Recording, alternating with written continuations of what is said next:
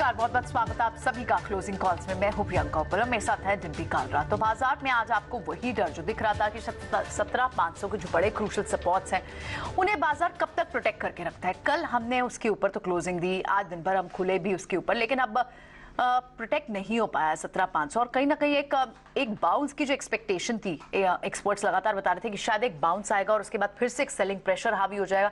क्या वो बाउंस बाजार में हो चुका है या फिर यहां से किसी बाउंस की एक्सपेक्टेशन रहनी चाहिए, या फिर 17,500 टूटने के बाद अब नीचे की रेंज खुलती हुई दिख रही है? तो क्लियर शॉर्ट ट्रेड्स हैं क्या यहां से, इस पर बात करेंगे। इनफैक्ट सारे ही सेक्टर्स आप देखें तो जो कंट्रीब्यूट कर रहे हैं, क्योंकि हमने देखा कि बैंक्स तो वीक हैं ही, पीएसयू बैंक्स वीक हैं, और जो दूसरे बड़े सेक्टर्स वीक हैं उसमें मेटल है, ऑटो, कमोडिटीज, यहां से आपकी गिरावट बढ़ती हुई दिखाई दी। सिर्फ इस वक्त आपको जितने भी पीएसई सेक्टर होते हैं, यानी कोल इंडिया जैसे, पावर ग्रिड, एचएएल जैसे स्टॉक्स, जैसे सरकारी स्टॉक्स होते हैं, गवर्नमेंट एजेंसीज होती हैं, ज्यादातर इंस्टीट्यूशंस होते हैं, वहां पर आपको फिर भी एक स्ट्रेंथ बनी हुई है। एनर्जी पैक से आपको एक बढ़त दिख रही है, क्योंकि रिलायंस में एक मूव थी, ओएनजीसी रिकवर हुआ, जहां से आपको एक सपोर्ट मिल रहा है। लेकिन उसके अलावा रियल एस्टेट सेक्टर जो है वो थोड़ा सा बाउंस बैक के संकेत तो दे रहा है, क्योंकि ओवरसोल्ड वो भी हो चुका है। क्या इस सब में ट्रिगर्स अब किस तरह के निकालने चाहिए? क्या सीधे संकेत हैं शॉर्ट के? डिम्पी से भी एक बार समझते हैं उनकी रीडिंग क्या कह रही है बाजार पर। डिम्पी, अगर 17,500 को आज हम क्लोजिंग बेसिस पर नहीं बचा पाते हैं तो क्या एक बार के लिए क्लियर शॉर्ट ट्रेड दिख रहे हैं या फिर कोई पुल बैक भी आ सकता है? देखिए, मार्केट के अंदर ना होप वर्सेस डाटा चल रहा है। मार्केट बहुत ज़्यादा टूटा हुआ है। हम टिपिकली बुल फेस को कई समय से एंजॉय कर रहे थे, तो हमारी आदत सी पड़ गई है कि जब भी कोई गिरावट आएगी तो उसको हम वापस उसको भरेंगे और वापस बाजार ऊपर आ जाएगा। टिपिकली ये हमारा होप और हमारा नेचर है। अभी डाटा ये कह रहा है कि आप क्यों ऊपर आएंगे, आप किस वजह से ऊपर आएंगे, आपके पास रीज़न क्या है ऊपर आने के। अगर आप डाटा देख रहे हैं तो उसमें कोई भी सपोर्टिव एंगल नहीं है। लीडरशिप की कमी साफ साफ दिख रही है। ऑप्शंस का डाटा ये अलाउ ही नहीं कर रहा कि आप चल जाएंगे। आप जो क्रिटिकल सपोर्ट पहले जिसको मानते थे 17,800 18,000, उसको आप तोड़ के पक्का रेजिस्टेंस बना चुके हो, काफ़ी बड़ा फर्क भी दे चुके हो आप। और दूसरा, मार्केट के पास ट्रिगरलेस थोड़ा मार्केट है कि हाँ इस वजह से थोड़ा ऊपर आ जाएगा। तो बहुत सारी चर्निंग हो रही है इस सब मार्केट के अंदर। तो होप वर्सेस डाटा में हमेशा ऐसा होता है कि data he at the very last जीतता है और वो होप हमेशा मार्केट के अंदर हार जाती है। फिर भी मैं ये बात बोलूँगा कि इस समय का ये मार्केट जो आज का है या फिर कई दिनों से चल रहा है, ये आपको एक लेसन सिखाता है कि आपको फाइनेंशियल डिसिप्लिन कैसे रखना है। ये एक्चुअली में गिरावट और बढ़त तो बाजार का हिस्सा है, तो टूटने के बाद फिर चल जाएगा, आज नहीं तो 2 महीने बाद। लेकिन ये आपको फाइनेंशियल डिसिप्लिन सिखा के जा रहा है कि मैं किसी भी हद तक टूट सकता हूँ और आपकी उम्मीद से खराब भी हो सकता हूँ और आपकी उम्मीद से ज़्यादा भी हो सकता हूँ। 2 इंपॉर्टेंट पॉइंट जो भी आप अहम ट्रिगर चला रहे हैं उसमें से नोटिस करवाऊंगा। पहला है आपका मेटल इंडेक्स। हमने आपको कल परसों भी चेताया था और ये बात साफ साफ रखी थी कि इसका मेटल्स का जो रोल ओवर हो रहा है बहुत अच्छा नहीं हो रहा, ये नेगेटिव हो रहा है। ये एक सूचक है आपके पुल बैक का, शॉर्ट कवरिंग का, जो कि बिल्कुल नहीं दिख रही। दूसरा, आप इसी सारे सेक्टोरल इंडाइसिस की चर्निंग करेंगे तो आपको दिखेगा कि आपके पास फार्मास्यूटिकल्स वाला इंडेक्स काफ़ी अच्छा चला है। ये एक सूचक है डिफेंसिव शेयर्स का मार्केट के अंदर वापस से तैयार होने का। तो एग्रेशन पीछे हटा, डिफेंसिव आगे आया। एक और पॉइंट, जो आप 200 दिन की एवरेज कई दिनों से चार्ट पे बना के दिखा रहे हैं 355 की, मार्केट उसकी तलहटी तक यानी कि उसके बेस तक पहुंचने की कोशिश कर रहा है। ये अंतिम परिणाम होगा, ये अंतिम होप होगी। उसके बाद बाजार हो सकता है एक सेकंड राउंड की सेलिंग में ना चला जाए। तो इसलिए बी अवेयर, थोड़ा सावधान रहिए, थोड़ा देख के आप ट्रेड कीजिएगा। वापस चलते हैं, मेहमान हमारे साथ जुड़ रहे हैं। प्रियंका आपको मेहमानों से कनेक्ट करेंगे और बताएंगे उनकी सोच क्या है।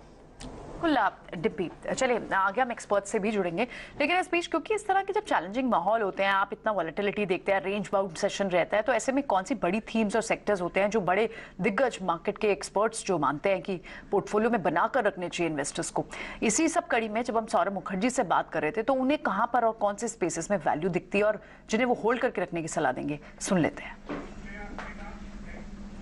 2 अलग अलग मुद्दे हैं। पहले आते हैं ब्रॉडर कंजम्पशन पीस का जो पिक्चर है। काफी मैं अखबार में पढ़ रहा था उस दिन कि QSR कंपनीज की अर्निंग्स कमजोर आई है।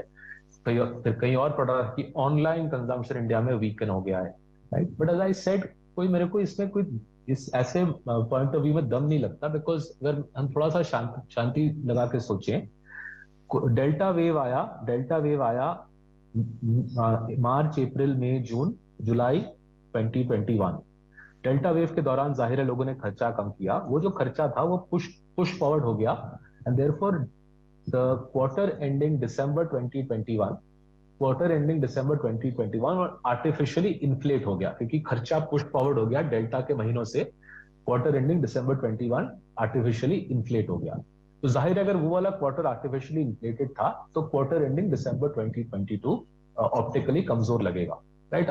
जीडीपी ग्रोथ भी लोग बोल रहे हैं 5% आएगा, मेरे को चिंताजनक चीज नहीं लगती, क्योंकि अगर एक प्रीसीडिंग ईयर का क्वार्टर आर्टिफिशियली जूस्ड अप है तो वाई नंबर कमजोर लगेगा, बट उसका मतलब ये नहीं कि इंडियन कंज्यूमर ने अपना खर्चा तोड़ दिया है।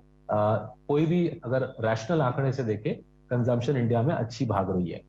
अब आते हैं स्पेसिफिक, एक मुद्दा है जो लोअर इनकम श्रेणी है इंडिया में, जो लोग साल में 2 लाख से कम कमाते हैं, उनकी बहुत बुरी पिटाई हुई है लास्ट 2-3 साल में।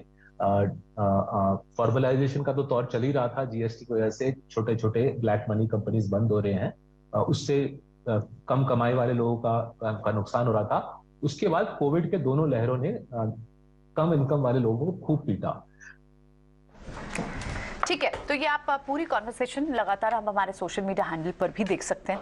और इस बीच चलिए अब हमारे साथ हमारे टेक्निकल पैनल भी तैयार है, हमारे साथ राजेश पालमिया है और हमारे साथ विभोर भी है। बात करते हैं राजेश से, पहले समझने की कोशिश करते हैं। Rajesh, good afternoon.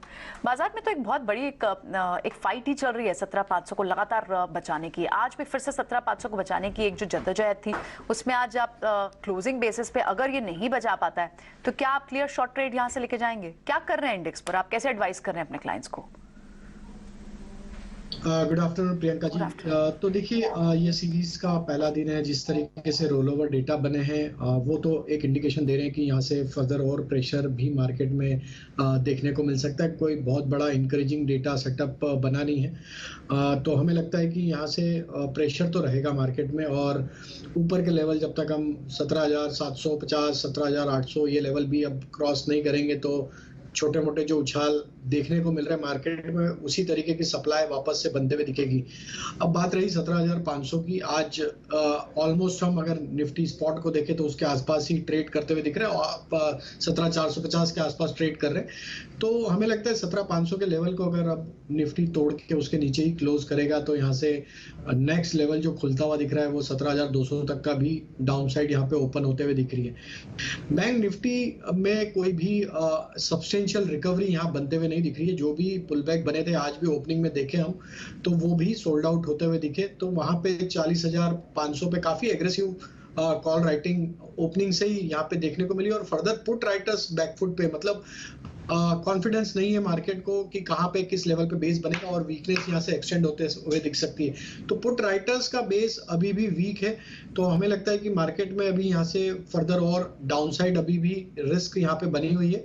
और हम एक्सपेक्ट कर रहे हैं जब तक 40,500 बैंक निफ्टी में क्रॉस नहीं होगा स्पॉट लेवल पे, और निफ्टी में 17,800 के ऊपर जब तक हम क्रॉस नहीं होंगे, जो भी उछाल आएगा वहां पे सेल ऑन राइज की ही स्ट्रेटेजी रहेगी। और डाउन साइड अभी निफ्टी में हमें लगता है 17,500 के नीचे 17,200 तक ओपन हो चुकी है।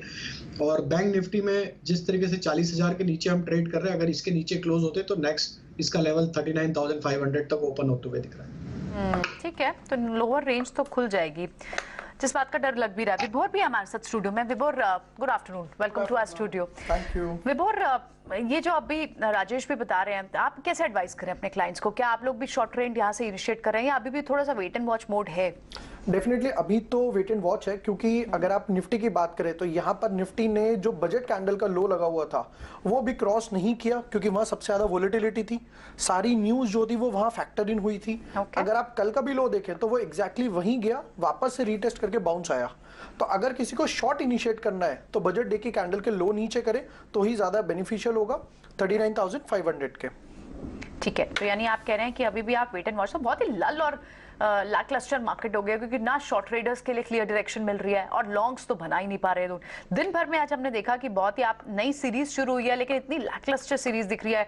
इनफैक्ट शॉर्ट के ट्रेड हालांकि मेटल्स में जरूर दिखे होंगे आज। मेटल में की ड्रैगर्स थे, और एल्यूमिनियम हो, नैल्को हो, इनफैक्ट यहाँ पर अच्छे शॉर्ट के ट्रेड इनिशिएट हुए। विभोर, क्या ऐसे में आपके भी शॉर्ट ट्रेड्स क्या मेटल से हो सकते हैं, या फिर आप कैसे स्टॉक स्पेसिफिक रिकमेंडेशन क्या देंगे आप फिर यहाँ? स्टॉक स्पेसिफिक मेटल्स में अगर पहले डिस्कशन करा जाए तो तो डेफिनेटली हिंडाल्को ने अपनी ट्रेंड लाइन ब्रेक कर दी है। अगर आप उसके डेली चार्ट पे एक ट्रेंड लाइन देखेंगे तो ट्रेंड लाइन यहाँ पर ब्रेक हुई है। सबसे वर्स्ट पार्ट एक बियरिश फ्लैग ब्रेकआउट आया, आज भी हिंडाल्को यहाँ पर 4.5% डाउन है। तो डेफिनेटली यहाँ पर हिंडाल्को में एक बहुत छोटा सा गैप है 395 की रेंज में। आज के डे हाई को स्टॉप लॉस रख के डेफिनेटली हिंडाल्को को शॉर्ट किया जा सकता है। And if you go stock specific तो सबसे पहले मैं पिक करना चाहूंगा ओलेक्ट्रा ग्रीन टेक। यहाँ पर एक न्यूज आई है ओलेक्ट्रा ग्रीन टेक में, जहाँ पर इनका रिलायंस के साथ हाइड्रोजन बस का एक कगार हुआ है, तो वो डेफिनेटली एक बाउंस देगी कंपनी को। और सबसे बेस्ट पार्ट, काफी डाउन साइड से ये एक बाउंस ले रहा है। ठीक है, तो आपकी रिकमेंडेशन होगी स्पेसिफिक ओलेक्ट्रा पे। आज न्यूज है, लेकिन आजकल क्या हो रहा है कि न्यूज बेस्ड जो ट्रिगर है एक आध दिन की मूव दे पाते हैं आपको, तो ये एक इंट्राडे या फिर एक बहुत शॉर्ट पोजिशनल ट्रेड हो सकता है। ठीक है, ओके। राजेश से भी समझ लेते हैं। राजेश, आपके कोई ट्रेड्स होंगे लार्ज कैप्स में? कोई ट्रेड दिख रहा है आपको या फिर मिड कैप स्मॉल कैप में दिख रहे हैं? प्रियंका जी, मिड कैप्स पे ही फोकस है।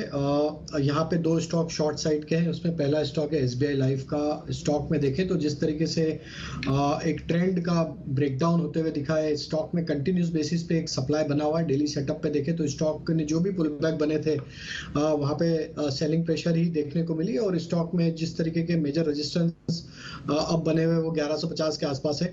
हमें लगता है जिस तरीके के ओवरऑल स्ट्रक्चर एसबीआई लाइफ के बने हैं, ये स्टॉक में फर्दर यहाँ पे सेलिंग प्रेशर एक्सटेंड होते हुए दिख सकता है। हम यहाँ एक्सपेक्ट कर रहे हैं लोअर साइड के टारगेट 1085 तक की डाउन साइड यहाँ पे ओपन होते हुए दिख सकती है। तो यहाँ पे शॉर्ट करने की सलाह है एसबीआई लाइफ फ्यूचर में। करंट लेवल से हम स्टॉप लॉस रखेंगे 1145 का। जो दूसरा स्टॉक शॉर्ट करना है वो है इप्का लैब का। यहाँ पे एक कंटिन्यूस एक डाउन ट्रेंड बना हुआ है, और जिस तरीके से स्टॉक ने अपने प्रीवियस स्विंग लो को भी अब ब्रेक डाउन किया है, और जिस तरीके की वीकनेस यहाँ पे daily weekly monthly time frame पे बनी, हमें लगता है इप्का लैब फर्दर यहाँ से करेक्शन एक्सटेंड करते हुए दिख सकता है। 770 तक की डाउन साइड के टारगेट इप्का लैब फ्यूचर में शॉर्ट करके यहाँ पे आ सकते हैं। तो करंट लेवल से हम शॉर्ट करने की सलाह देंगे इप्का लैब फ्यूचर को। स्टॉप लॉस रखेंगे करीब 825 का। जो स्टॉक बाय करना है वो है रेडिको खैतान। स्टॉक में देखें तो डेली सेटअप के हिसाब से स्टॉक में एक फॉलिंग ट्रेंड लाइन का यहाँ पे ब्रेकआउट देखने को मिला। स्टॉक अब अपने 20-50 डे मूविंग एवरेज के ऊपर सस्टेन करते हुए दिख रहा है। जिस तरीके से पिछले 3 ट्रेडिंग सेशन से एक हायर हाई फॉर्मेशन यहाँ बनते हुए दिखे। वीकली सेटअप पे भी देखें तो स्टॉक अपने प्रीवियस स्विंग हाई को यहाँ पे पेनिट्रेट करते हुए दिख रहे हैं। तो वीकली और डेली चार्ट पे एक जो ब्रेकआउट बने, हमें लगता है कि रेडिको यहाँ पे एक अच्छा अपमूव कंटिन्यू करते हुए दिख सकता है। हमें लगता है अपसाइड के टारगेट 1200 तक आते हुए दिख सकते हैं। करंट लेवल से स्टॉप लॉस होगा 1145 के आसपास। ठीक है, मेरे को लगा कि आप सिर्फ शॉर्ट वाले शेयर देने वाले हो। वैसे ही बाजार थोड़ा नीचे, आपका 2 शॉर्ट और आगे, मेरे को लगा पता नहीं क्या होगा। राजेश सर को आप तो शॉर्ट पे शॉर्ट ही दिए जा रही है, लेकिन लास्ट में ठीक है, रेडिको खैतान चलने वाला शेयर भी दिया, आज भी चल रहा है, मार्केट के विपरीत होकर चल रहा है। अच्छा, आप एक काम और कीजिए, इसका जरा हफ्ते भर का भी चार्ट दिखा दीजिए रेडिको खैतान का, तो थोड़ा क्लियर हो जाएगा कि कैसे शेयर इंडाइसिस और पूरे मूड और माहौल जो बाजार का चल रहा होता है उससे अलग होकर कैसे चलते हैं शेयर। रेडिको खैतान का हफ्ते भर का मूव भी दिखाइए। विभोर, मैं आपसे जरा ये पता करना चाहता था कि आपकी एक कॉल अभी बाकी है, जरा वो कॉल भी दे दीजिए, और उसके बाद फिर मैं आपसे एक शेयर पूछूंगा।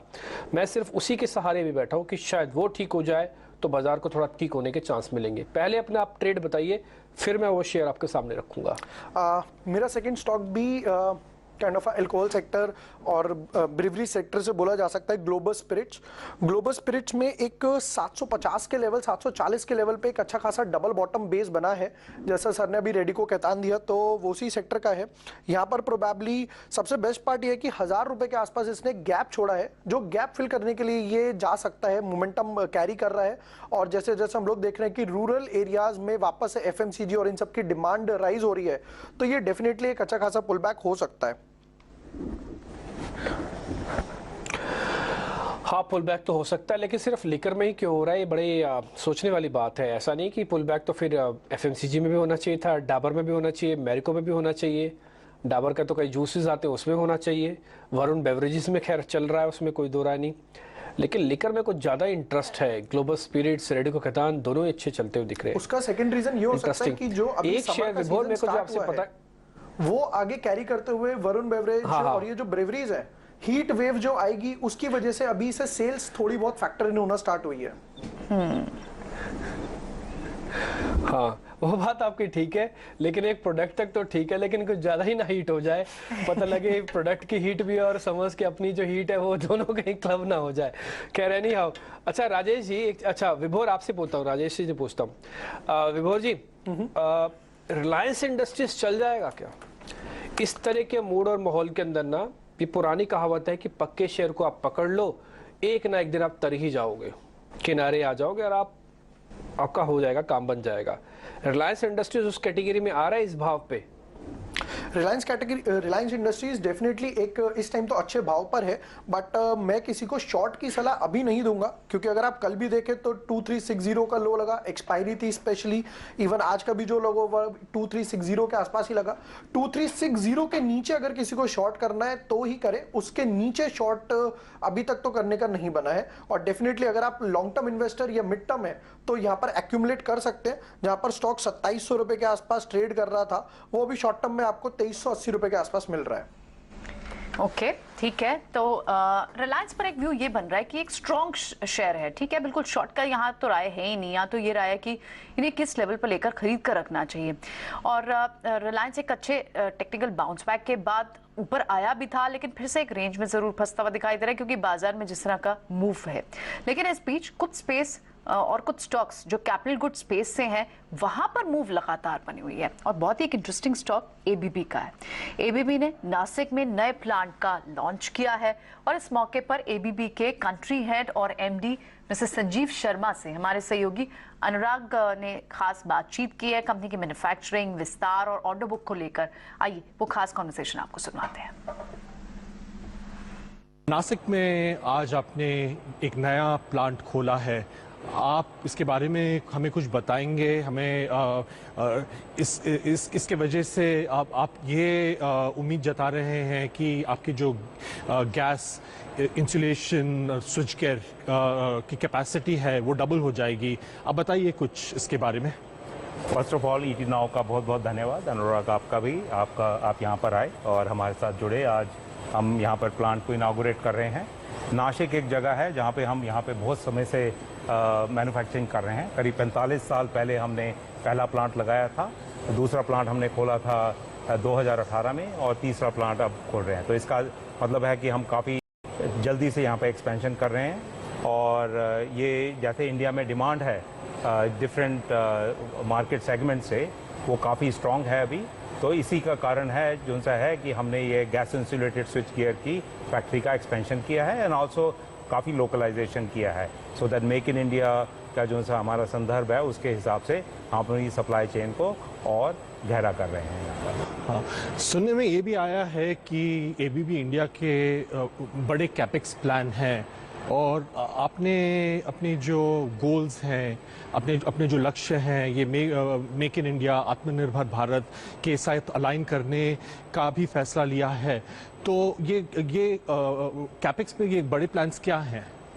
सो देखिए, हम इंडिया में पिछले 70 प्लस ईयर्स मैन्युफैक्चरिंग कर रहे हैं। तो अगर आप देखें तो हम एक तरह से डोमेस्टिक मल्टीनेशनल हो गए हैं। और यहाँ पे हमारी 27 प्लांट हैं, वो करीब हमारे 5 लोकेशन में है। महाराष्ट्र में है, हरियाणा में है, कर्नाटका में है और गुजरात में है। और हमारी सारी मैन पावर जो सी है ग्लोबल प्लांट्स में ट्रेंड है, सारी इंडियन मैन पावर है पूरी तरह से। और उसी के हिसाब से हमने जो सप्लाई चेन है हमारी, उसको भी डेवलप किया है। हमारे सप्लायर्स भी इंडिया में हैं और काफ़ी ज़्यादा लोकलाइजेशन हुआ है। ओके ठीक है, तो ये तो आप एबीपी की खास कॉन्वर्सेशन सुन रहे थे। अनुराग करके आया है, अनुराग सिंह, और आप ये पूरी कॉन्वर्सेशन हमारे सोशल मीडिया हैंडल्स पर भी देख सकते हैं। लेकिन इस बीच स्पाइसजेट के नंबर्स रह गए थे Q3 के, और इनफैक्ट नंबर्स अच्छे आए हैं स्पाइसजेट के। लॉस से मुनाफे में आई है कंपनी। 833 करोड़ का घाटा था, जिसके मुकाबले अब 110 करोड़ का कंसोलिडेटेड मुनाफा हुआ है क्वार्टर बेसिस पे। तो ये पूरे एविएशन स्पेस पर आप देखें तो, क्योंकि इनके जो पैसेंजर वॉल्यूम्स थे वो बढ़े हैं, ट्रैवलिंग फिर से वापस आई है, और हमने ये नंबर्स में देखा भी था, इंडिगो के भी नंबर्स में वो दिख रहा था, और मंथली डेटा में भी देखा हमने। तो स्पाइसजेट आज 9% की मूव भी देखने को मिल रही है। ठीक है, ये छोटा स्टॉक है क्योंकि बहुत स्मॉल कैप स्टॉक है, वॉल्यूम कम होते हैं, तो व्यूअर्स इस पर जरूर अपने फाइनेंशियल एडवाइजर से एक एडवाइस लेकर ही स्टॉक करें, इसमें कोई ट्रेड करें। लेकिन इस बीच अब हमारे साथ अभिजीत चौकसी बने हुए स्टॉकिफाई.in के, उनसे समझते हैं बाजार पर वो एक क्या फंडामेंटल व्यू बना रहे हैं। जब एक इतना range, Abhijit good afternoon, welcome, बहुत दिनों के बाद आपसे बात हो रही है। In fact budget was the last day जब आपसे बात कर पाए थे। सो अभी जब हम ये देख रहे हैं कि अब आज तो खैर स्पेशल शोज हम बहुत सारे गर्मी के कर रहे थे, बट आप लग रहा है कि कहीं बाहर है, यूर इन सम विंटर और सब कहीं और से ज्वाइन कर रहे हैं आप हमसे, कहाँ से जुड़ रहे हैं? Yes correct, I am in Uttarakhand right now. अच्छा ठीक है, ओके, ऑलराइट। सो अभिजीत ने पहली अर्ली वीकेंड यानी शुरुआत कर दी है। अभिजीत, लेकिन बाजार में जो लोग अभी वीकेंड मनाने के इस मोड में हैं कि वो कुछ प्रॉफिट घर ले जा पाए और फिर वीकेंड के मोड में आए, उनको क्लैरिटी नहीं मिल पा रही है। जितना जिट्रीनेस बाजार में दिख रही है, रेंज बाउंड सेशन है, लगातार आप एक सपोर्ट के पास आते हैं, उस पर पुल बैक आता है, बहुत छोटी रेंज का बाजार होता चला जा रहा है। कौन से स्पेसेस में वैल्यू दिख रही है, कहां पर पोजिशनल व्यू होना चाहिए? मेरे हिसाब से सेक्टर स्पेसिफिक अगर बात करें तो इंफ्रा और रेलवेज में डेफिनेटली ध्यान रखना चाहिए। और जैसे अभी अदानी सागा, अभी भी कुछ उसमें क्लैरिटी आया नहीं है, तो डेफिनेटली मैं पीएसयू बैंक्स से थोड़ा दूर रहूंगा at least for the short to medium term. और अगर मार्केट स्पेसिफिक बात करें तो मुझे लग रहा है कि एटलीस्ट मार्च एंड तक, जब तक हमें क्लैरिटी नहीं मिल रही है, तो मार्केट से थोड़ा साइडलाइंस रहने में ही बेहतरी है अभी, at least for the time being.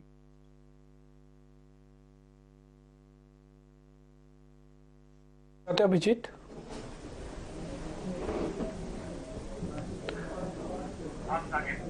कोई शेयर बताना चाहते हो अभिजीत? आवाज आ रही है? करेक्ट। सो मेरे हिसाब से एक, जैसे मैंने पहले भी डिस्कस करा था, तो HBL power would be my pick even for next 2 या 3 साल के लिहाज से। और अभी रिसेंटली उन्होंने कंपनी भी टेक ओवर करी थी, तो डिफेंस और रेलवे का एक अच्छा सेक्टोरल कॉम्बिनेशन भी बन रहा है HBL पावर में। तो डेफिनेटली ये स्टॉक हम रख सकते हैं for next 6 months to 1 year के पॉइंट ऑफ व्यू से। आपका अभिजीत आज समय देने के लिए। HBL पावर, खैर नो डाउट इसमें शेयर काफ़ी बेहतर है। 1 महीने के अंदर इसने अच्छा रिटर्न दिया। जब बाजार टूट रहा था 2.5% नीचे आया, ये शेयर बकायदा 6% ऊपर गया। और अभी भी इसमें कुछ ना कुछ बस तो चल ही रहा है मार्केट में। हो सकता है शरद के पास भी आज बजिंग स्टॉक्स में HBL पावर ही आ जाए, क्योंकि इसमें मार्केट में काफ़ी बज़ है। कुछ स्ट्रेटेजिकल अलायंस को लेकर शायद मार्केट में चर्चा चल रही है। खैर कोई बात नहीं, आगे बढ़ते हैं, थोड़ा 1-2 शेयर और पता कर लेते हैं। इसमें कोई दो राय नहीं है कि आप इंडेक्स को देख के बड़े ही आप इरिटेट भी हो रहे होंगे और आपको बहुत ही ख़राब भी लग रहा होगा।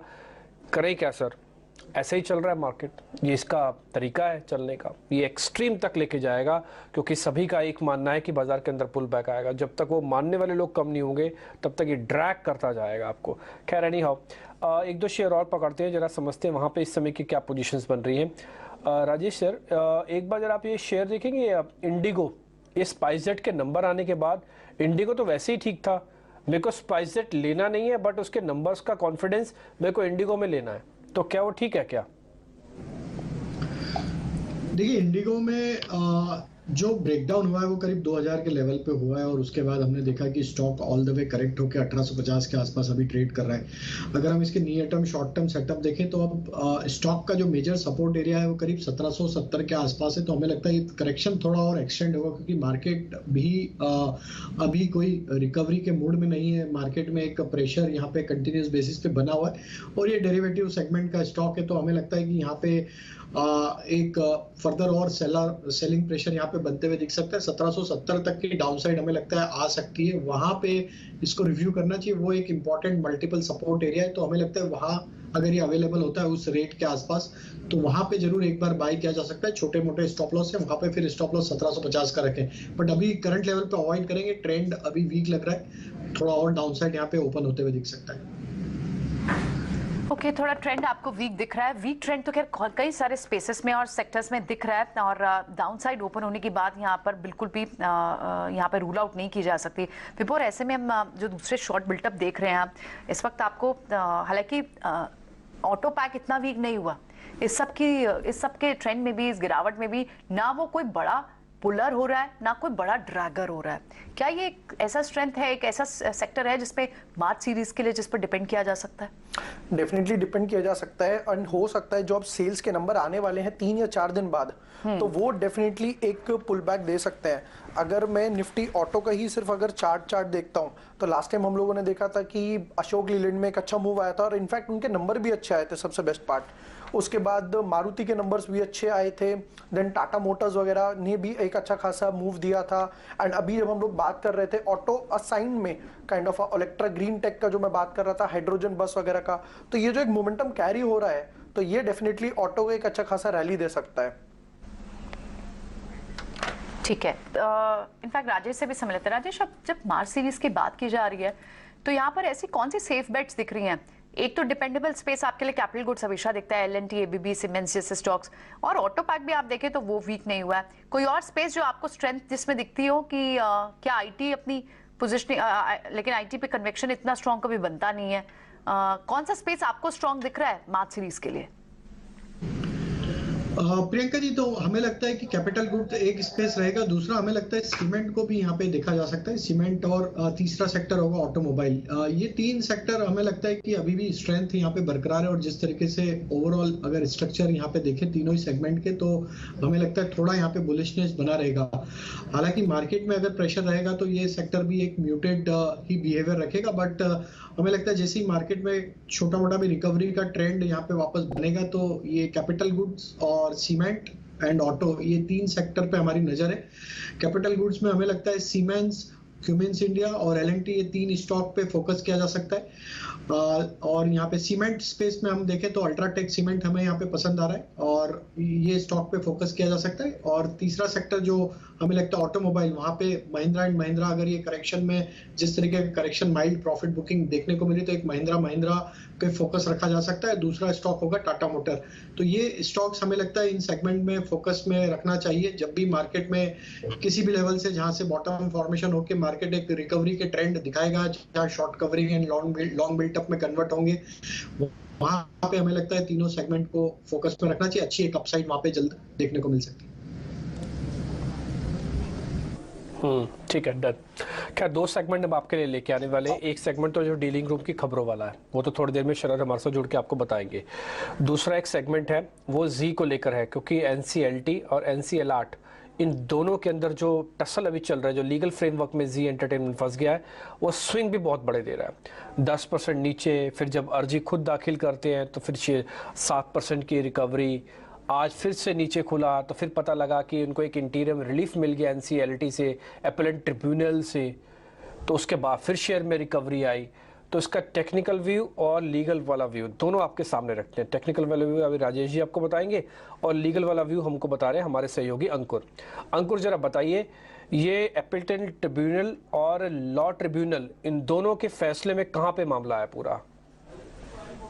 जी हाँ, जी एंटरटेनमेंट को अंतरिम राहत मिल गई है एनसीएलटी से, और ये राहत इसलिए मिली है क्योंकि जी एंटरटेनमेंट ने इंसॉल्वेंसी प्रोसीडिंग्स के अगेंस्ट एनसीएलटी में एक अर्जी दी थी, और अभी जब तक ये कार्रवाई चल रही है, मतलब कि जब तक 2 हफ्ते में जो दोनों पार्टियां हैं वो अपने रिप्लाईज फाइल करते हैं, तब तक कोर्ट ने बोला है कि जब तक प्रोसीडिंग्स चल रही हैं तब तक कोई भी इंसॉल्वेंसी प्रक्रिया शुरू नहीं होगी। आपको हम याद दिला दें कि 22 फरवरी को एनसीएलटी मुंबई ने एक ऑर्डर पास किया था, जिसमें जो इंडसइंड बैंक की एप्लीकेशन थी इंसॉल्वेंसी प्रोसीडिंग्स की, वो एक्सेप्ट कर ली गई थी। साथ ही साथ एक अंतरिम रेजोल्यूशन प्रोफेशनल भी अपॉइंट कर लिया गया था। लेकिन अब एनसीएलटी ने बोला है कि जब तक वो सारे पक्षों को सुन नहीं लेते और जब तक वहां पे कार्रवाई चल रही है, कोई भी दिवालिया कार्रवाई नहीं होगी। तो ये जी एंटरटेनमेंट के लिए एक फिलहाल अंतरिम राहत जरूर आते हुए कोर्ट से मिल रही है, लेकिन देखना यह होगा जब ये पूरी प्रोसीडिंग्स कंप्लीट हो जाएंगी तो वहां पर एनसीएलटी का फाइनल फैसला क्या आता है। ठीक है, तो अंकुर आपको पूरी डिटेल बता रहे थे। हालांकि इंटीरियम ऑर्डर है ये, इनकी रिलीफ है करीब करीब 2 हफ्तों का। रही बात हाई कोर्ट और सुप्रीम कोर्ट में जाने के, तो मिस्टर कोठारी जो कि कॉर्पोरेट लॉयर थे, थोड़ी देर पहले हमारी उनसे पहले चर्चा हुई थी, तो वो कह रहे थे कि ये समझदारी भी नहीं है और जाना भी नहीं चाहिए, क्योंकि मामला भी ट्रिब्यूनल्स के पास ही फंसा हुआ है। खैर, इमीडिएट रिलीफ का फायदा ये हुआ कि आज की गिरावट का 50% रिकवर हो गया। राजेश सर, ये मैटर्स लीगल्स में रहेगा और आप मान के चलिएगा कि अगले 10 दिनों में फिर कोई ना कोई और खबर आएगी। हाँ, तो इस बीच एक मोटा मोटी दायरा बता दीजिए कि अच्छा ये वाला हिस्सा बहुत स्ट्रॉन्ग है, यहां से वीक हो जाएगा। तो देखिए, इसको राहत तो मिली है, लेकिन यहाँ पे प्राइस में राहत नहीं मिली है। जिस तरीके से ब्रेकडाउन हुआ है, हमें लगता है कि ये स्ट्रक्चर तो डैमेज हो चुका है। अब यहाँ पे जब तक ये स्टॉक 220-25 के ऊपर नहीं आएगा, सप्लाई तो बना रहेगा। और फर्दर अगर डाउनसाइड की बात करें तो जैसे ही लेवल टूटेंगे 192 के, तो फर्दर यहाँ से सेलिंग प्रेशर भी एक्सटेंड होते हुए दिख सकता है और हो सकता है कि फिर स्टॉक में एक बड़ा कट वापस बने और स्टॉक 170 की तरफ भी 170 165 की तरफ भी फिसले। तो 192 इसके लिए इमीडिएट सपोर्ट एरिया है, उसके नीचे अगर ये क्लोज होता है तो फर्दर सेल ऑफ आते हुए दिख सकता है 170 165 की तरफ। और ऊपर में 225 ये अगर क्रॉस होता है तो यहाँ पे प्राइस में थोड़ी राहत देखने को मिलेगी, शॉर्ट थोड़े कवर होते हुए दिखेंगे और स्टॉक एक पुल बैक दिखा सकता है। लेकिन हमें लगता है 225 192 ये दो लेवल को अभी क्लोजली मॉनिटर करना चाहिए। और जिस तरीके से ब्रेकडाउन हुए, हमें लगता है कि सप्लाई थोड़ा यहाँ पे कंटिन्यू होते हुए दिख सकता है। तो सप्लाई आपको यहाँ पर और दिख सकते हैं, यानी आप नीचे के लेवल के लिए तैयार रहे यहाँ पर। लेकिन आज जो स्टॉक्स चर्चा में 18% ऊपर है वो है ओलेक्ट्रा ग्रीन टेक, क्योंकि उनको हाइड्रोजन बसेस का एक जो ऑर्डर मिला है और जो करार किया उन्होंने रिलायंस के साथ, और उसका इम्पैक्ट आपको क्लियरली स्टॉक प्राइस में दिख रहा है। लेकिन इस खबर को पूरा इसके मायने समझते हैं। जो जोरदार तेजी दिख रही है, कमर्शियल कब ये लॉन्च होंगी बसेस, किस तरह का स्ट्रक्चर हो सकता है, इस पर और डिटेल्स लेकर हम तक सृष्टि पहुंची है। सृष्टि से बात करते हैं। जी हाँ, बिल्कुल। ई बस मैन्युफैक्चरर ओलेक्ट्रा ग्रीन टेक, जैसा कि आप बता रही थी, 18% की आज तेजी दिखा रहा है। और इसके पीछे की वजह ये है कि कंपनी ने कहा है कि वो जल्द ही आने वाले 1 साल के अंदर जो है अपनी हाइड्रोजन बस को लॉन्च करते हुए नजर आएंगे। क्योंकि हम आपको बता दें, हाल ही में जो ऑटो एक्सपो हुआ था तो वहाँ पे तमाम लार्ज OEMs हमने देखे थे जो कि मैन्युफैक्चरर्स थे, उन्होंने शोकेस की थी अपनी हाइड्रोजन बस टेक्नोलॉजी, बट किसी का भी टाइमलाइन पे कुछ कहना नहीं था। छोटी अवधि में वो थोड़ा कहने से हिचकिचा जरूर रहे थे, क्योंकि इंफ्रास्ट्रक्चर अभी हाइड्रोजन बसेस के लिए जो पूरे उनके पंप्स लगते हैं वो सब फिलहाल रेडी नहीं है। पर ओलेक्ट्रा ग्रीन टेक जो है भरोसा दिखाती हुई कह रही है कि आने वाले 1 साल में वो अपनी जो बसेस हैं इनको लॉन्च कर देंगे। और जो ये बस इन्होंने बनाई है उसके बारे में कुछ हम स्पेसिफिकेशंस दे तो ये टेक्निकल कोलैबोरेशन रिलायंस के साथ इस बस के लिए उन्होंने किया है। इसके अलावा ये बस करीब 400 किलोमीटर तक चल सकती है। जब हाइड्रोजन टेक्नोलॉजी की बात करें तो इसको टैंक को रीफिल करने में कंपनी का कहना है कि मात्र 15 मिनट्स का वक्त लगता है। और साथ ही जो इसका बाय प्रोडक्ट है, यानी जो पोल्यूशन है वो बिल्कुल भी नहीं है इस बस से। क्योंकि अगर हम देखेंगे तो जैसे कि डीजल धुआं छोड़ता है, पेट्रोल धुआं छोड़ता है, ये बस केवल पानी छोड़ती है। क्योंकि जितनी भी एनर्जी उत्पन्न होती है वो हाइड्रोजन के बाद पानी में कन्वर्ट होकर, यानी वाटर में कन्वर्ट होकर बाहर निकल जाती है। इसके साथ ही अगर हम बात करें ओलेक्ट्रा ग्रीन टेक की, तो इस बस के साथ साथ ही इन्वेस्टर्स इनकी जो रिसेंट की परफॉर्मेंस है उस पर भी अच्छी तरीके से दाव खेल रहे हैं। अगर इनकी ऑर्डर बुक देखें तो वो 3200 से भी ज्यादा की है।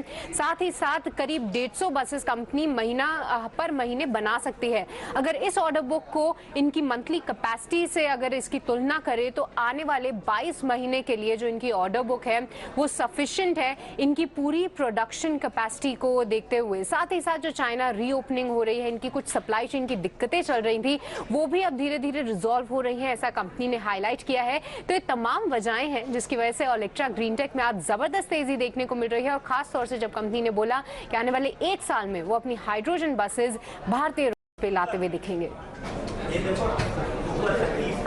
ठीक है सृष्टि, मेरे को एक चीज आपसे पता करनी है। अभी आप कह रहे थे ना बसेस जो है पानी छोड़ती हैं, ये पानी डिस्टिल्ड वाटर है या क्लियर वाटर है? और दूसरा, क्या देश में पानी की समस्या भी खत्म हो सकती है इससे? क्योंकि पानी छोड़ेंगे तो फिर ठीक है, एनर्जी मिल गई, पानी आप घर ले जाओ। वो तो कहना मुश्किल है डिम्पी जी, बट एक बात साफ है कि जो भी ये पानी है वो पर्यावरण को बहुत सेफ रख रहा है, तो वो एक काफी अच्छी बात है। ठीक, तो H2O का O जल जाएगा, H2 आपको मिल जाएगा वापस। आप जैसे समझना चाहे समझ सकते हैं, लेकिन हाँ कुल मिला के पर्यावरण के लिए अच्छी बात है। बसेस दिखा दीजिए, हम तो उम्मीद करते हैं कि देश अच्छे से स्वच्छ रहे, बिल्कुल पोल्यूशन ना हो। और उसके अंदर ओलेक्ट्रा ग्रीन की एक काबिल तारीफ है। हाइड्रोजन की जो बसेस को डेवलप किया जा रहा है, पब्लिक ट्रांसपोर्ट भी अगर शिफ्ट हो जाए ना बहुत हद तक, तो एक बहुत बड़ा एक कदम उठाया जा सकता है। ओलेक्ट्रा ग्रीन का चार्ट एक बार आप देख लीजिए विभोर, आप देखिएगा और जरा बताइएगा। आज तो नहीं खरीदा जाएगा, 18% है, नहीं खरीद सकते। से एक था, दूसरा था ग्लोबल स्पिरिट्स। तो यहाँ पर मेरा पहला व्यू यही था कि ओवरऑल वीकली स्ट्रक्चर काफ़ी अच्छा लग रहा है। बेस्ट पार्ट इज वॉल्यूम्स, मेरे हिसाब से जो मैंने कॉल बनाया था वो 475 के आसपास था, सेम स्टॉक 475 के आसपास ट्रेड कर रहा है। और बहुत छोटा सा यार 425 का स्टॉप लॉस रख के हम लोग 650 के टारगेट्स वगैरह रख सकते हैं, क्योंकि ये जो ऑर्डर बुक है वो आगे भी इसको कंपनी का जो पैट और एक्सटेंडेड क्वार्टर्स होंगे वो यहाँ पर अभी से ठीक करके देगी। ओके, अल्ट्राटेक यानी आज दिन में आपको 72 रुपए मिले। आज जिसने आज सुबह भी लिया मौका दिया, 40 रुपए उस खुलने के बाद भी आपको मिला है और इसमें भी ऊपर आप 650 तक का लेवल देख रहे हैं। ये पोजिशनल बेट है। ऐसे स्टॉक्स रडार पर आ जाते हैं जब उनके साथ एक फंडामेंटल स्टोरी अच्छी स्ट्रॉन्ग कनेक्ट हो जाती है। तो लेकिन चलिए, लास्ट के कुछ मिनट बचे हैं और अब ऐसे में कुछ और ट्रेड्स भी देख लेते हैं कि कहां पर आपको फर्दर मौके मिल सकते हैं। इनफैक्ट आज हम देखें तो क्योंकि एल्यूमिनियम काउंटर्स में हिंडाल्को हो, नेशनल एल्यूमिनियम हो, वेदांता हो, ये सारे अच्छे खासे वीक है। एक और स्टॉक हम सुबह भी डिस्कस कर रहे थे, वो था CESC। उसमें एक बड़ा गिरावट आपको डाउनफॉल दिखी क्योंकि वहां पर भी एक डिविडेंड की एडजस्टमेंट दिख रही है। एक बार CESC को लेकर आते हैं, यहाँ पर 7% तक की आपको गिरावट देखने को मिल रही है क्योंकि यहाँ पर एक डिविडेंड की एडजस्टमेंट है। एक और स्टॉक ONGC को देखते हैं, वहां पर भी आज आप देखेंगे तो आई थिंक 1.5 से 2% की गिरावट है क्योंकि वहां पर भी एक डिविडेंड की एडजस्टमेंट, अब तो खैर रिकवर हो गया। CESC और ONGC इन दोनों को भी एक बार डिस्कस करेंगे। इनके चार्ट चेक करते हैं कि क्या यहाँ पर खरीदारी का मौका होना चाहिए, क्योंकि एक्स डेट का ही एक रीजन है जिसकी वजह से आप इसमें ये फॉल देख रहे हैं। तो क्या इन लेवल्स पर खरीदारी करें राजेश जी? ONGC तो यस क्लियरली बाय किया जा सकता है। डिविडेंड एडजस्टमेंट के बाद आज स्टॉक में वापस से रिकवरी भी बनते हुए दिखी और जिस तरीके से इसके ओवरऑल स्ट्रक्चर बने हुए अगर डेली वीकली सेटअप देखें तो स्टॉक एक स्ट्रेंथ तो जरूर यहाँ पे डिस्प्ले करते हुए दिख रहा है। हमें लगता है ONGC में बिल्कुल लॉन्ग साइड का ट्रेड कैरी किया जा सकता है। अपसाइड का टारगेट हमें लगता है जिस तरीके के फॉर्मेट है यहाँ पे 164 165 तक की अपसाइड भी आते हुए दिख सकती। अब करंट लेवल से जो स्टॉप लॉस रखना होगा वो करीब होगा 147 के आसपास। CESC में जरूर एक डिप लिया है, डिविडेंड एडजस्टमेंट है जरूर। If I am not wrong 4-4.5 रुपए के आसपास का कुछ डिविडेंड है, लेकिन स्टॉक में जो प्राइस एक्शन बना है अब ये एक मल्टीपल सपोर्ट जोन के आसपास ट्रेड करते हुए दिख रहा है जो कि है करीब 72-71 के आसपास। ये इसके एक मल्टीपल सपोर्ट जोन एरिया है। हमें लगता है अगर ये 71 के लेवल को होल्ड आउट करता है तो यहाँ से पुल बैक का ट्रेड बनते हुए दिख सकता है, क्योंकि काफी महीने से देखें स्टॉक एक रेंज में ही यहाँ पे ट्रेड करते हुए दिख रहा है। तो ऑलमोस्ट ये 8 से 10 महीनों से स्टॉक एक रेंज में फंसा हुआ है। 70 रुपए और ऊपर का बैंड देखे तो 82 रुपीज, तो ऑलमोस्ट 10-12 रुपए की रेंज में ही ट्रेड कर रहा है पिछले 8-10 महीनों से। तो हमें लगता है वापस एक अच्छे सपोर्ट के आसपास अवेलेबल है। छोटे स्टॉप लॉस 69 के स्टॉप लॉस से इस गिरावट में बाय किया जा सकता है और वापस हमें लगता है पुलबैक में 78 के आसपास आए तो वहां प्रॉफिट भी बुक कर ले। ठीक है, ONGC पर आपको यहाँ से बाय रिकमेंडेशन आप दे रहे हैं, ठीक है, लेकिन CSC पर अभी नहीं, ठीक है। लेकिन इस बीच कुछ स्टॉक्स जिनमें अच्छी डीलिंग रूम से गॉसिप्स निकल कर आ रही हैं, वो शरद लेकर आए हैं, खबर गर्म है। आइए एक बार शरद से समझ लेते हैं। सारे स्टॉक्स पर ध्यान रखिएगा, रोज हम शरद से जो स्टॉक्स लेते हैं उनमें मूव्स होती हैं और अगले दिन भी उनमें कोई ना कोई न्यूज़ कंफर्म होकर आती है। शरद बताएं आज कौन से हैं स्टॉक्स? जी बिल्कुल, तो सबसे पहले जो है फोकस में रहने वाला है PVR और यहाँ पे जो है FI डेस्क में जो है थोड़ी सेलिंग देखने मिल रही है, ये डीलर्स का कहना है। और अब स्टॉक में भी देखें तो पिछले 4 सेशन से जो है आप कह सकते हैं सेलिंग प्रेशर देखने मिल रहा था स्टॉक में, और स्टॉक जो है अभी सारे अपने जो की डेली मूविंग एवरेजेस है उसके नीचे आ गए हैं। तो ओवरऑल जो है FI डेस्क में सेलिंग देखने मिल रही है। एंड ऑफकोर्स स्टॉक जो है 27% गिर भी चुका है अपने 2022 के हाई से। दूसरा स्टॉक फोकस में रहेगा HBL पावर सिस्टम्स। हालांकि है एक स्मॉल कैप कंपनी, लेकिन यहाँ पे जो है डीलर्स, एनालिस्ट और स्ट्रीट कह रहे हैं कि एक करार हो सकता है, एक इंपॉर्टेंट करार जहाँ पे टाई अप हो सकता है लिथियम बेस्ड बैटरी के साथ। एंड ऑफकोर्स ये जो है एक वैल्यू एक्रेटिव एक्विजिशन भी देखने मिल सकता है, तो इसके कारण जो है HNI बाइंग इस स्टॉक में देखने मिल रही है। अब स्टॉक जो देखा जाए ओवरऑल तो 77% ऑलरेडी भाग चुका है अपने 52 वीक लेवल्स पे और आज दिन के ट्रेड में 100 DMA के ऊपर भी गया।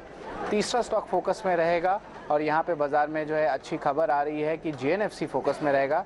यहाँ पे जो केमिकल प्लांट है जो ऑपरेट कर रहा है BASF, जो इंटरनेशनल वाला केमिकल मेजर प्लांट है, वो अपने यूरोप के प्लांट को जो है क्लोज किया गया है। ये परमानेंट क्लोजर नहीं है पर एक टेम्प्रेरी क्लोजर है और थोड़े जॉब कट्स भी अनाउंस हुए। अब ये इंपॉर्टेंट क्यों है आपके लिए? इंपॉर्टेंट इसलिए है क्योंकि ये प्लांट से जो है दुनिया भर में 10% का जो है TDI जो है प्रोडक्शन होता है, ग्लोबल TDI प्रोडक्शन। और JNFC को क्यों फ़ायदा है? ये फ़ायदा इसलिए क्योंकि ये 27% टर्नओवर जो है JNFC का वहाँ से आता है। इसका मतलब ग्लोबल इम्पैक्ट के कारण एक्सपोर्ट अपॉर्चुनिटीज़ बढ़ेंगे और आज जो है इस स्टॉक में अच्छी बाइंग भी देखने मिल रही है। ठीक है, तो ये 3 शेयर बता दिए आपको शरद ने। ये बहुत इंपॉर्टेंट शेयर्स हैं सारे के सारे, GNFC, PVR और साथ ही HPL पावर, जो थोड़ी देर पहले अभिजीत भी हमको बता के जा रहे थे कि उन्होंने भी ये शेयर रखा हुआ है और वो भी कहते हैं कि इसमें आगे अच्छा डिवीजन का फायदा मिलेगा। इसमें से 2 शेयरों का मेरे को पता करना है। विभोर, आप GNFC के चार्ट खोल के रखिएगा और राजेश सर एक बार जरा आप HBL पावर के चार्ट खोलिए।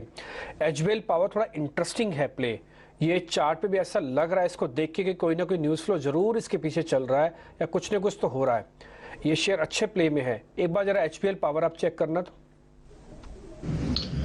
तो डिम्पी जी, HBL पावर में बिल्कुल यहाँ पे ब्रेकआउट वीकली चार्ट पे बने हैं और जिस तरीके से वीकली चार्ट यहाँ पे बने हैं, हमें लगता है कि ये स्टॉक अगर 100 रुपए के ऊपर सस्टेन रहा तो नेक्स्ट टारगेट इसके 115-120 तक शॉर्ट टर्म में आते हुए दिख सकते हैं। इसके लिए मेजर हर्डल का जोन है 120 के आसपास, जो कि इसके प्रीवियस स्विंग हाई है, जो कि बने थे अक्टूबर 2022 में। अगर ये लेवल क्रॉस करने में कामयाब होता है इस अप मूव में, तो फिर ये स्टॉक में एक बड़ा मूव जो कि इसको 150 की तरफ भी लेके जा सकता है। तो ओवरऑल इसके structure across all time frame एक बुलिश टेरिटरी में ही ट्रेड कर रहे हैं और हमें लगता है कि जो पिछले कुछ हफ्तों में एक साइडवेज करेक्टिव मूव बना है, ये एक अपॉर्चुनिटी है बाय करने की। 100 रुपए के स्टॉप लॉस से बाय करने की सलाह है। ठीक है, एक बार जरा GNFC के बारे में और पता कर लेते हैं। विभोर, जरा GNFC आप बता दीजिए। 320, ठीक है।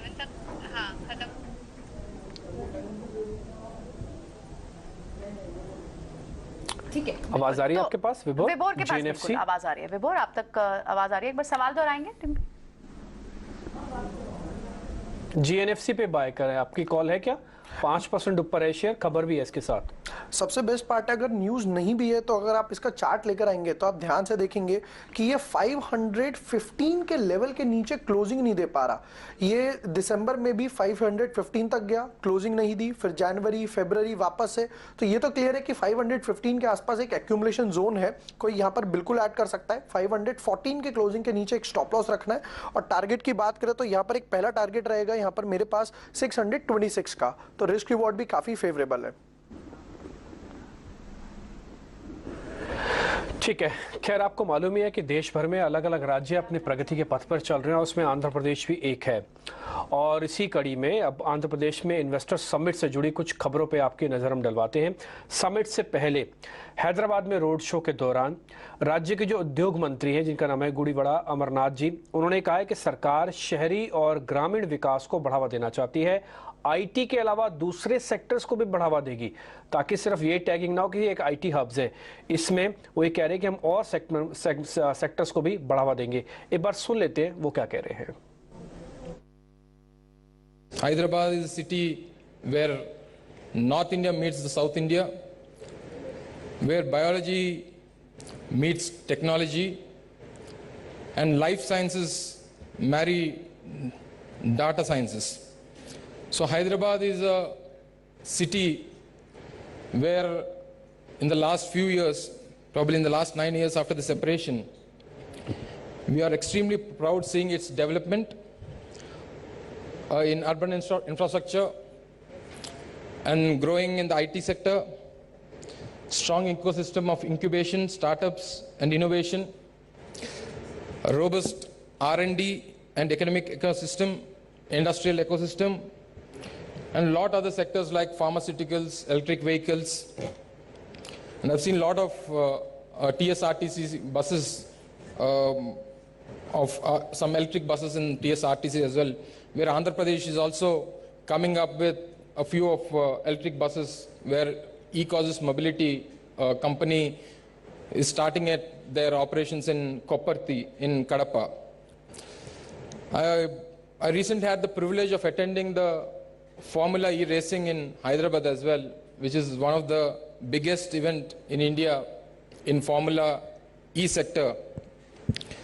The city of Hyderabad and the state of Telangana has really come a long way, and we are extremely proud of our big brother's development. Like Hyderabad, the city of Visakhapatnam, our venue for the summit, has experienced rapid urbanization and development, a cosmopolitan culture where we have almost 250,000 families staying in Visakhapatnam from different parts of the country, probably majorly from the North Indian states. We have a beautiful beach on one side, beautiful hills on the other side, and a beautiful environment for all sectors. We have the major PSUs. We have an IT sector in Rishikonda, where during the regime of YS Rajshekar Reddy Garu, the IT cities were developed on the hills of Rishikonda, where our Honorable Chief Minister Sri Jagan Mohan Reddy Garu has promoted Visakhapatnam as a beach IT destination for Andhra Pradesh. IT is going to be the next big sector in Andhra Pradesh, probably in Visakhapatnam, where we are focusing Visakhapatnam as the next global IT destination for the country. इस बीच आंध्र प्रदेश के जो वित्त मंत्री है बुगना राजेंद्र नाथ जी, उन्होंने भी road show के दौरान ये कहा कि राज्य में इंडस्ट्री और कारोबार को वो काफी तेजी से बढ़ाएंगे क्योंकि माहौल काफी अच्छा है. We have abundant opportunities. What are the opportunities? See, there are various sectors where Andhra Pradesh has a natural advantage. You take the case of agri and food processing. AP is #1 in production of oil palm, papaya, lime, coconut, cocoa, tomato, chili, egg, fish, shrimp. 4th, I think, in milk, meat. So a whole big, the agro business in AP. Then at the same time, sector-wise, you see, you already have an ecosystem. So what is the ecosystem that you have for various industries? Pharmaceutical, you have in Hyderabad, you have it there too. Vizag and nearby. Then the speakers before me told you about the bulk drug park, the only one of its kind in South India, which is being developed. Then you have the PCPR region, the biggest, which will very soon be taking off. You have the automobile and automobile related one. Anantapur, you go and see Kia on the, most of you I'm sure would have traveled or will be traveling by road from Hyderabad to Bangalore.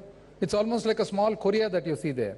You will see Sri City, then you have so many industries located over there. So you have a complete ecosystem for automobile. Renewable energy, it is just unbelievable, the opportunities that are there in AP.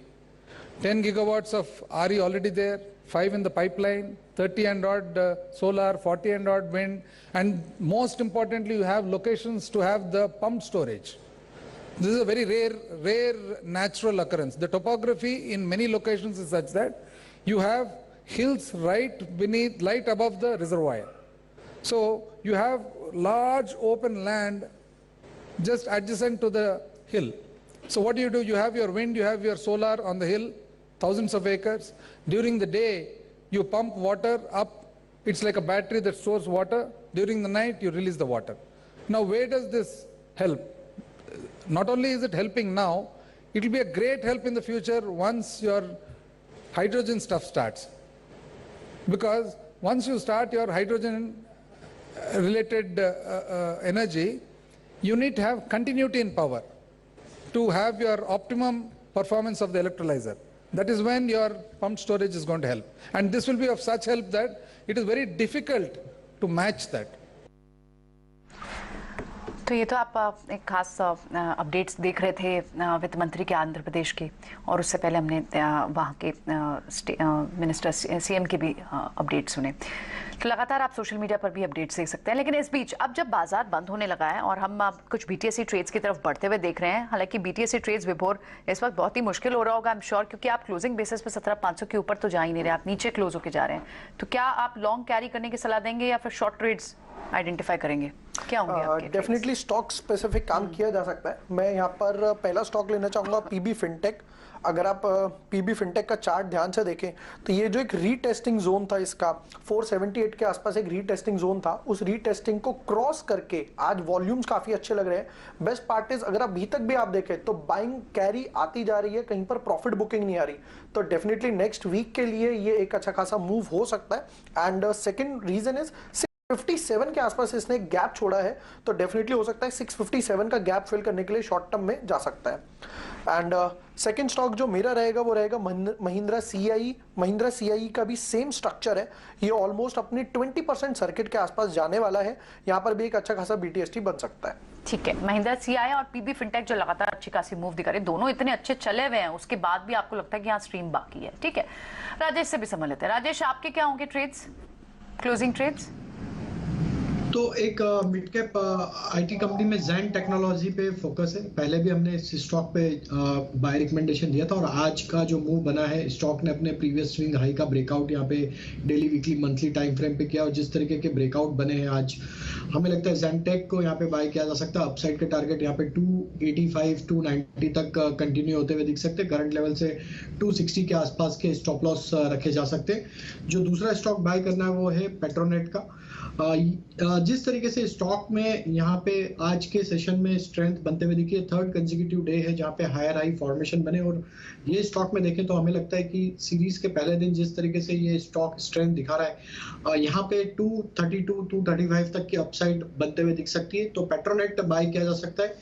Current level से stop loss रखना होगा करीब 216 के आसपास। ठीक है, आज ठीक है, अलग अलग स्टॉक्स के मूवमेंट आप देख पा रहे हैं। जेनटेक जैसा शेयर 13% चला, पीबी फिनटेक 10% चला, और हम हमेशा से इस चीज़ के सामने रखते आए हैं आपके कि अगर आप स्टार्टअप वाली दो कंपनीज देखेंगे ना, जोमेटो और पीबी फिनटेक, ये अपने आप में शानदार है। और दोनों के लिए आज हमने एक मैनेजमेंट से भी बात की, एक एनालिस्ट से भी बातचीत की थी, दो कह रहे थे कि दोनों के दोनों मेरे को पसंद है।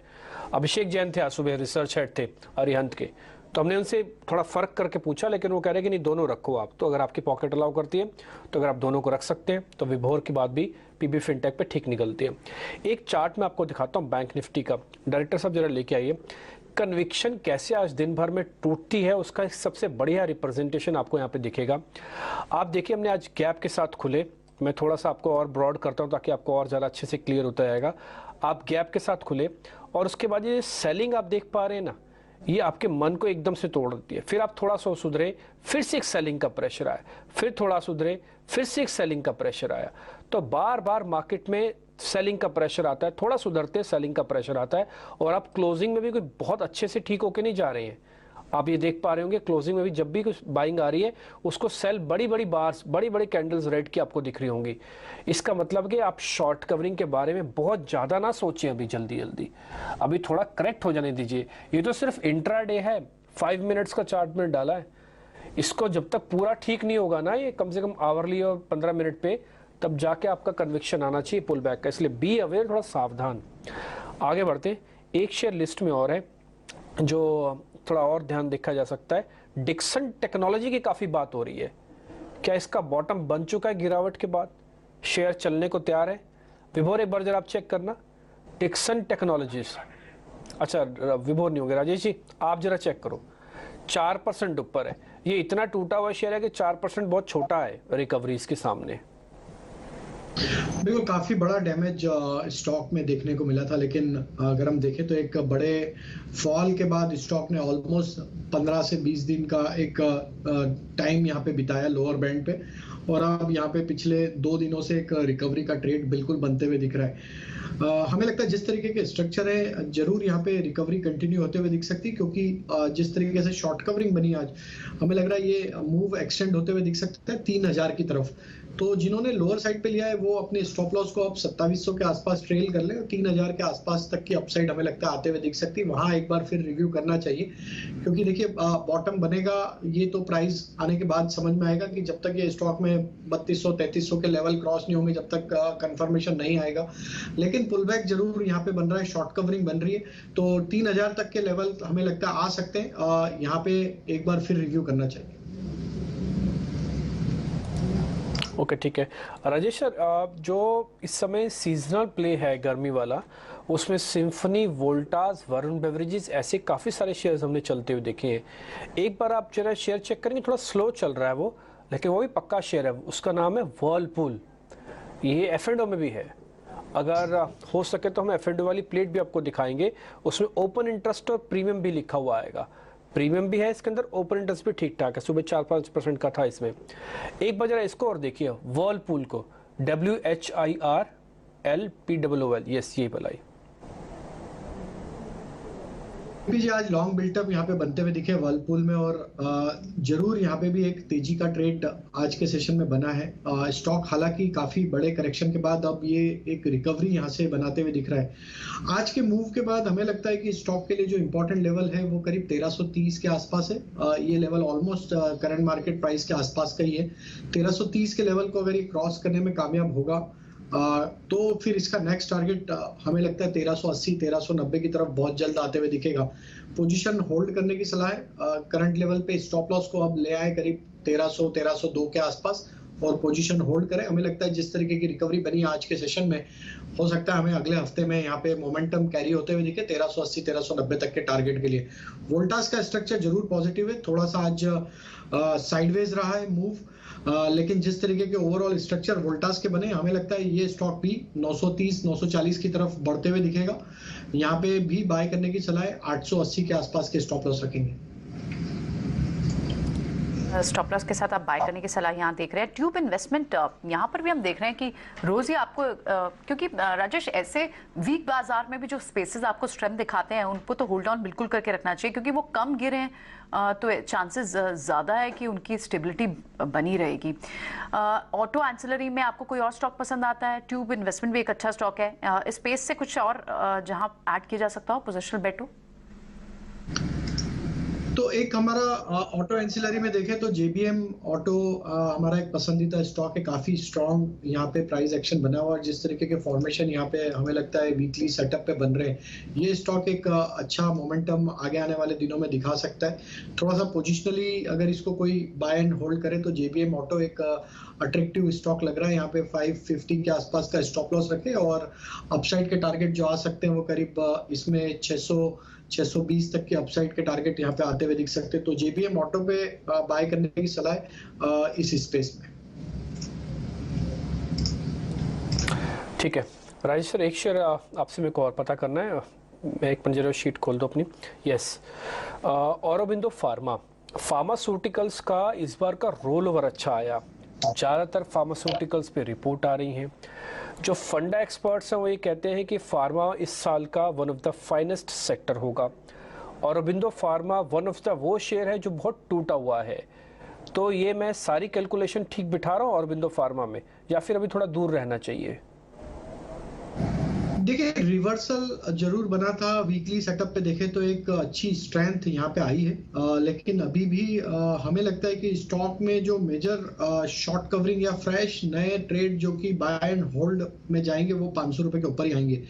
तो अभी थोड़ा पुल बैक कंटिन्यू हो सकता है। 500 रुपए तक के अपसाइड तो हमें लगता है कि अगर थोड़ा मार्केट रिकवर होगा तो ये स्टॉक दिखा सकता है। 500 इमीडिएट टारगेट होंगे। करंट लेवल पे जिनके पास पोजीशन है उनके लिए स्टॉप लॉस जो सजेस्ट करेंगे वो 455 के आसपास के स्टॉप लॉस होंगे। ये लेवल अगर होल्ड आउट होते हैं स्टॉक के तो हमें लग रहा है कि ये नेक्स्ट टारगेट 500 की तरफ बढ़ते हुए बिल्कुल दिखेगा।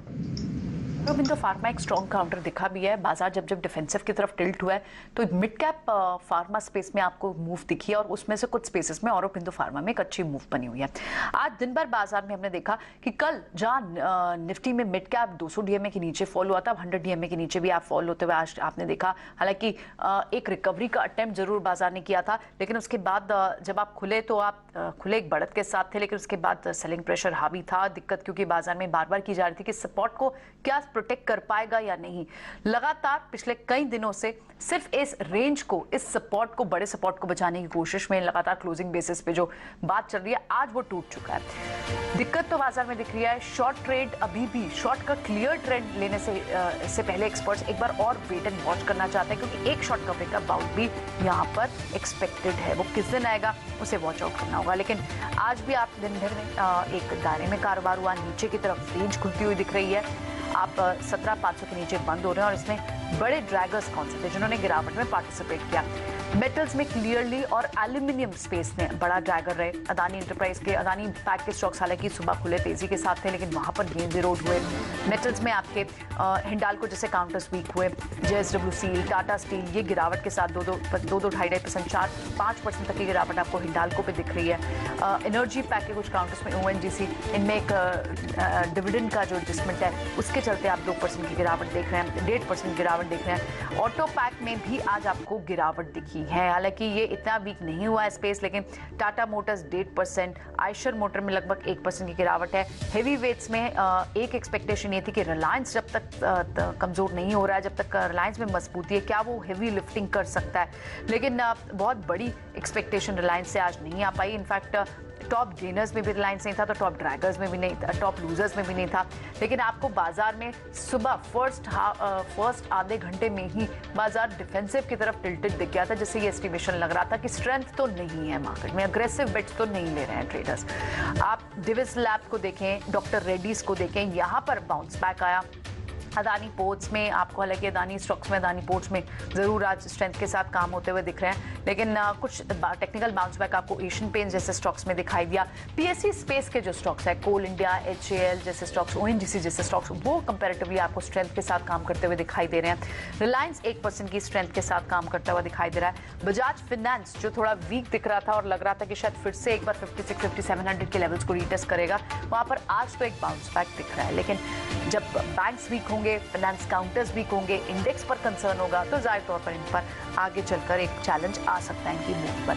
लेकिन FMCG पैक से जो दूसरे काउंटर्स, उनमें नेस्ले जैसे काउंटर्स हो, सिप्ला फार्मा पैक से काउंटर्स हो, सीमेंट पैक फिर भी आपको एक बेटर पोजीशन दिख रहा है। और ये हम बात कर भी थे, अगर 17,500 के लेवल्स को एक्सपायरी वाले दिन अगर प्रोटेक्ट किया बाजार ने, जो किया भी था, तो आपको एक बाउंस बैक सीमेंट स्पेस में, अल्ट्राटेक सीमेंट जैसे काउंटर्स में दिख सकता है। और वहां पर आप देख रहे हैं 0.5% की अभी फिलहाल तेजी के साथ बंद होते हुए कारोबार करते हुए जा रहा है UltraTech cement. Mid cap space में भी एक बार देख लेते हैं कि वहां पर आपने जो बढ़त के साथ काउंटर देखे, उनमें जो काउंटर्स न्यू एज से सरप्राइज लगातार कर रहे हैं, PB फिनटेक हो, डिलीवरी हो, वहां पर आपको मूव दिख रही है। इसके अलावा सीमेंट पैक से ढालमिया भारत आपको 2% की तेजी के साथ दिख रहा है। जितने भी AC एंड कूलर वाले स्टॉक्स हैं, वोल्टास हो, वर्लपूल हो, उनमें आपको मूव दिख रही है। और आज भी आप वर्लपूल को देखें तो वो 3.5% की तेजी के साथ दिख रहा है। ऑटो एंसिलरी के कुछ काउंटर्स है जहां पर मूव है। गैस काउंटर्स में गुजरात गैस, गेल, ये थोड़ी स्ट्रेंथ के साथ काम करते हुए दिखाई दे रहे हैं। And on the other hand आप अगर सेक्टर वाइज बात करें तो जिन सेक्टर्स में सबसे बड़ी वीकनेस आज भी देखने को मिली, जो ड्रैगर्स थे, उसमें आपके लिए क्लियरली आपको ड्रैगर्स में PSU बैंक्स जैसे ड्रैगर्स थे। इनफैक्ट थोड़ा बाद में ज़रूर रिकवर हुए, लेकिन मेटल स्पेस हो, PSU बैंक्स हो, IT हो, इनसे आपको कोई सपोर्ट नहीं मिला, और जिसकी वजह से आपने लास्ट आवर में हालांकि कुछ रिकवरी ज़रूर आपको बैंकिंग स्टॉक्स ने दिखाई है, इसलिए आपको PSU बैंक इंडेक्स जो है वो as compared to the days movement आपको बेटर दिख रहा है। लेकिन दिक्कत है आपको एज कंपेरेटिवली सेक्टर वाइज आप देखें तो FMCG, कंजम्पशन, सर्विस, फाइनेंस, इनमें आपको मूव दिख रहे हैं। रियल एस्टेट स्पेस इनफैक्ट पिछले कितने ही दिनों से एक ड्रैगर है, 7 महीने के लोअर लेवल्स पर काम कर रहा है, वहां पर भी आपको थोड़ा सा पुल बैक आज अटेम्प्ट होते हुए कुछ स्टॉक्स में दिखा है। लेकिन बड़ी बात है, आप फिर से एक बड़े सपोर्ट के नीचे निफ्टी बंद हुआ है, तो इसे वॉच आउट करना होगा कि ये क्या कमिंग वीक में भी एक लल ट्रेड रह सकता है, रेंज बाउंड ट्रेड रह सकता है, कुछ टाइम वाइज करेक्शन रहेगी, या फिर क्लियर शॉर्ट ट्रेंड मिलेगा। और एक शॉर्ट टर्म का बाउंड जो कभी भी आ सकता है, उसको रूल आउट नहीं करना चाहिए। चलिए, तो इसी के साथ शो को फिलहाल यहीं समेटते हैं। राजेश, बहुत बहुत शुक्रिया आपका, आज समय दिया और ये सारी स्टॉक पिक्स आपने हमारे व्यूअर्स के साथ शेयर की, बहुत बहुत शुक्रिया आपका। मुझे और निधि को दीजिए इजाजत, सोमवार को भी आपसे मुलाकात। नमस्कार।